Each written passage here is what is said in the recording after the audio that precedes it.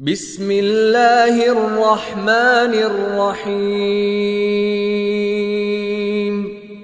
القارعة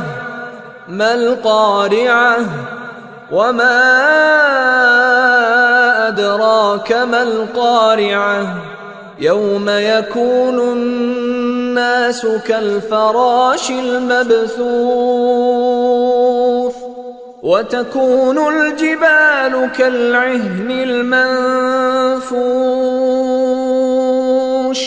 فأما من ثقلت موازينه فهو في عيشة راضية وأما من خفت موازينه فأمه هاوية وما أدراك ما هي نار حامية